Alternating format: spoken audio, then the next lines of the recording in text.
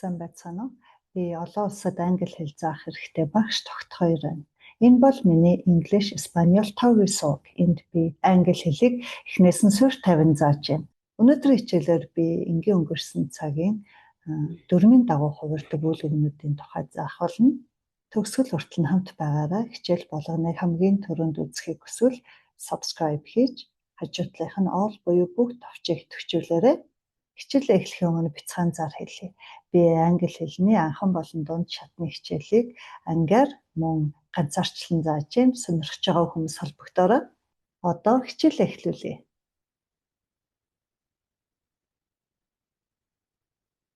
Past simple tense.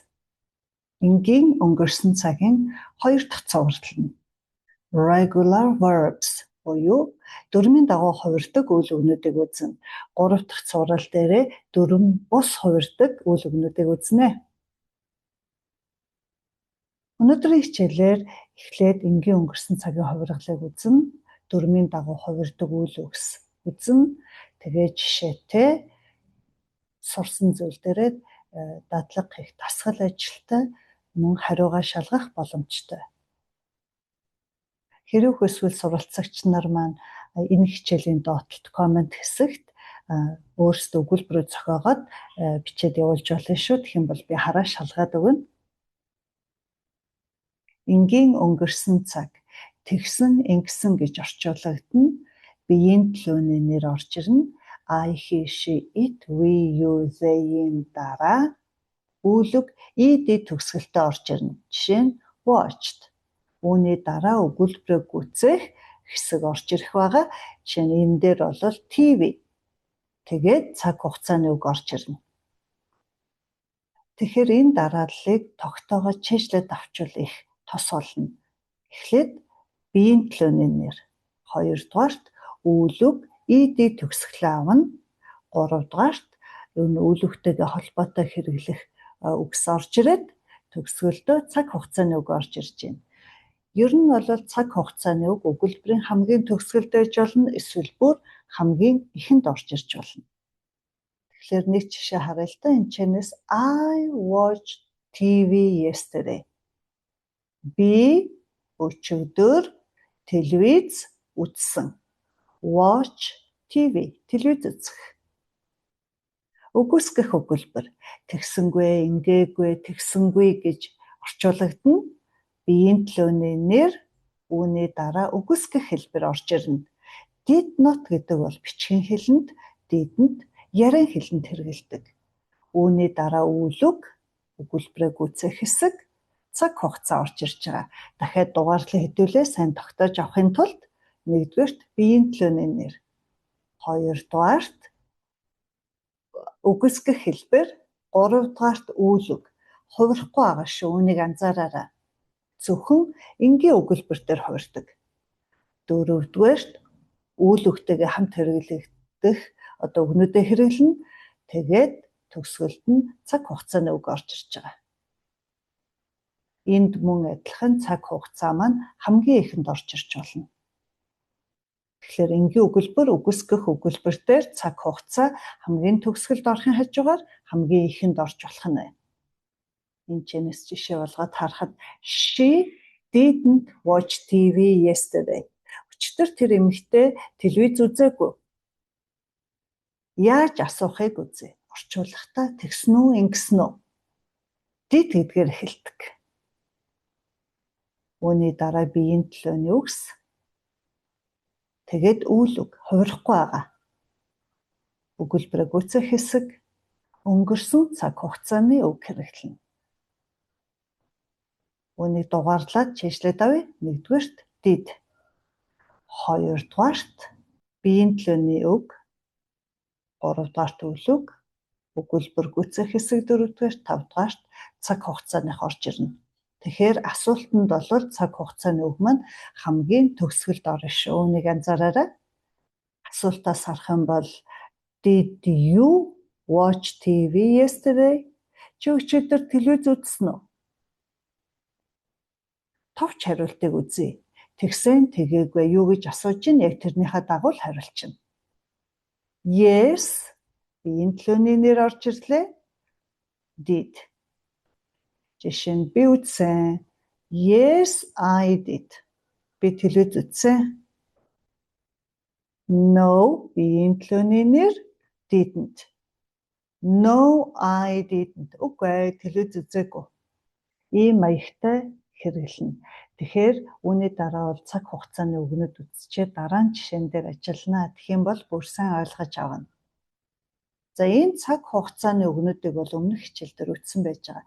Yesterday, last night, last week, last weekend, last Monday, last month, last year, the day before yesterday, a month ago, 2 days ago гэх мэт. Одоо жишээ үзнэ. Энгийн өгүүлбэрийн жишээ харъя. I worked yesterday. Би өчигдөр ажилласан. Ажил хийсэн. He played football. Тэр хөл бөмбөг тоглосон. Үгүйсгэх өгүүлбэрийн жишээ харъя. I didn't work yesterday. Би өчигдөр ажиллаагүй. He didn't play football. Тэр хөл бөмбөг тоглоогүй. Асуулт асууя. Did you work yesterday? Чи өчигдөр ажилласан уу? Yes, I did. Ажилласан. Did he play football? Тэр хөл бөмбөг тоглосон уу? No, he didn't. Тоглоогүй. Хичээлийн энэ хүртэл үзээд ер нь бол үйл үгийн ард ed-ийг залгаад тэгсэн ингэсэн гэдэг одоо өнгөрсөн цаг руу хувирж байгааг та бүхэн одоо сурсан байж байгаа. Харин ингэхэд яах вэ гэхээр бидний дараагийн үзэх зүйл бол хэрхэн зөв бичих вэ? Бичихтэй энэ маань ер нь үйл үгийн ард ed авахтаа хэд хэдэн дүрэн байгаа. Мөн дуудлага дээр d, t, d гэж дуудагдах онцлогуд байдаг. Тэгэхээр үүнийг одоо үзье. Ed-ийг шууд залгах нөхцөл. Work ажил хийх. Worked ажил хийсэн. Cook хоол хийх. Cooked хоол хийсэн. Би албаар энэ ард нь дуудлагыг нь оруулж өгсөн байгаа. Жишээ нь ed залгаж байгаа хэрнээ энэ хоёр үгний хувьд бол t гэж хувирж байгаа ed дуудлага маань. За дараа нь y-аар төгссөн үйл үг y нь I болж хувираад араасаа ed авдаг. Study сурах, хичээл хийх. Studied. Tidy цэвэрлэх, цэгцлэх. Tidied. 3-дугаарт y-аар төгссөн үйл үг маань ed авахдаа y нь хувирахгүй бас тохиолдол байдаг. Play тоглох. Played. Enjoy дуртай байх, аливаа нэг зүйлээс таашаал авах. Enjoyed. Тэгэхээр одоогийн байдлаар анхлан сурагчдын хувьд бол аль үгнүүд нь y нь хувирдсан бэ, аль нь хувирдгүй бэ гэдгийг одоо энэчнээс л одоо харж сурч чэйжилж эхлэндээ. 4-дүгээрт гийгүүлэгч их шиг гийгүүлэгчээр төгсөж байгаа аливаа нэг үйл үг маань төгсгөлийн гийгүүлэгчээ давхар авдаг. Stop зогсох. Stopped. Travel аялах. Traveled. За төгсгөлийн гийгүүлэгчийг давхар авахдаа за жишээ нь GB гэдэг тэмдэглэгээ бол Great Britain англи дуудлага байж байгаа. Traveled дуудлагын хувьд бол ялгаа байхгүй. Харин бичлэгтэн дээр ялгаа байдаг.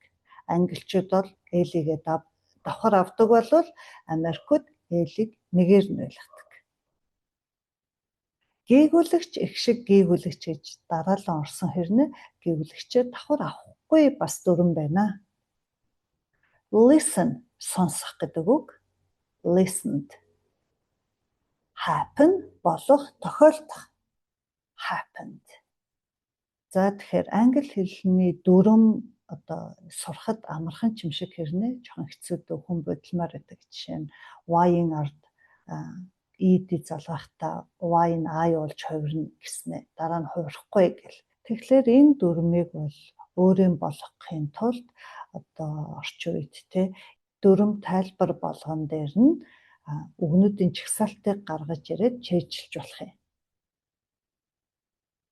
Одоо энэ үгнүүдтэй холбоотой жишээ үзье. I worked yesterday.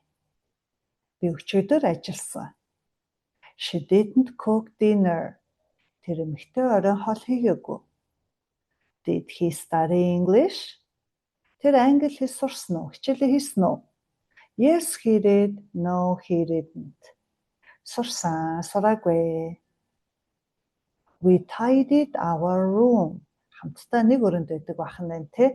Бид нар өрөөгөө цэвэрлсэн, цэгцэлсэн. You didn't play any games. Чи тоглоом тоглоогүй. Did you enjoy the party? Үдэшлэг чам таалагдсан уу? Yes, I did. No, I didn't. Таалагдсан, таалагдаагүй.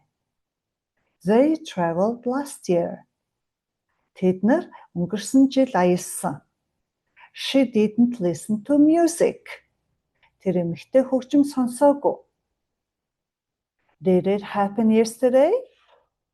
Өчигдөр энэ зүйл тохиолдсон уу, болсон уу гэдэг ч юм уу. Иймэрхүү маягаар одоо сурсан үг болгоноороо хувиргаад дасгал хийвэл маш хэрэгтэй шүү.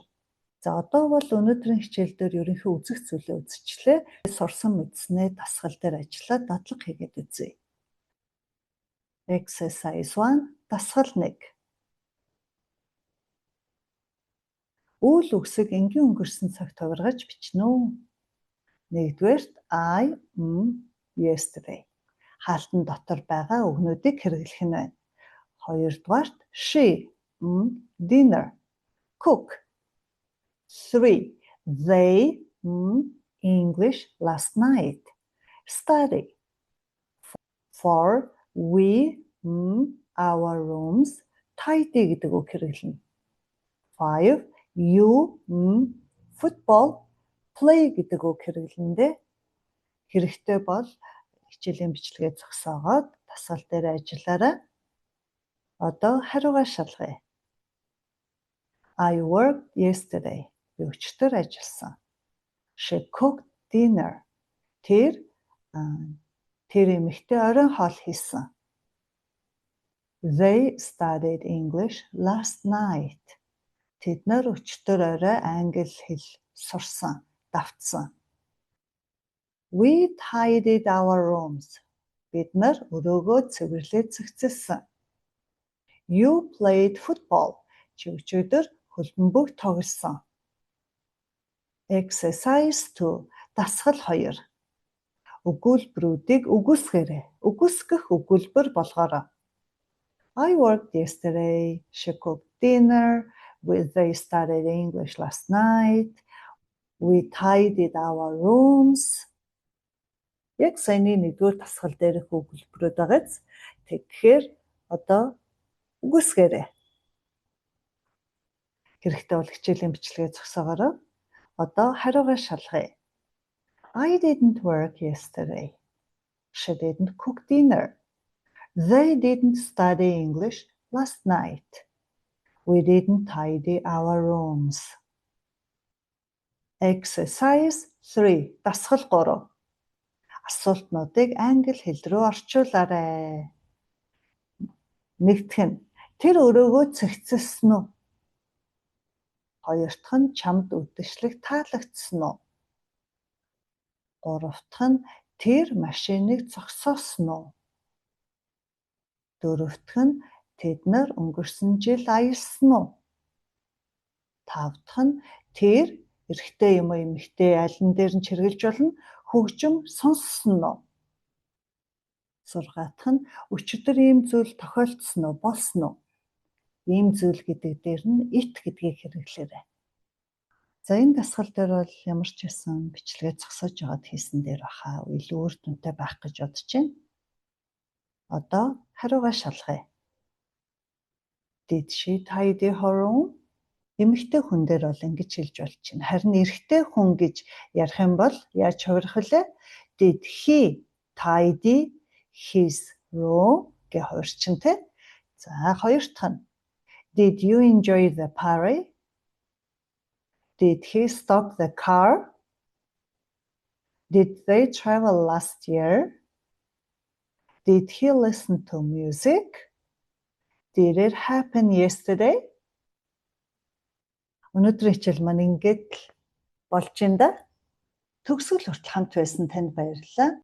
Хэрвээ та миний зааж байгаа англи хэлний цуврал хичээлүүдийг алдалгүй үзэхийг хүсвэл English Espanol Togi нэртэй YouTube сувагт минь subscribe хийж хажуугийн all буюу бүх товчийг идэвхжүүлснээр намайг хичээл оруулах болгонд автоматар мэдээлэл очиод байх болно шүү. Хэрвээ танд хичээл маань таалагдсан бол лайк дарж сэтгэлдээ үлдээгээрэй.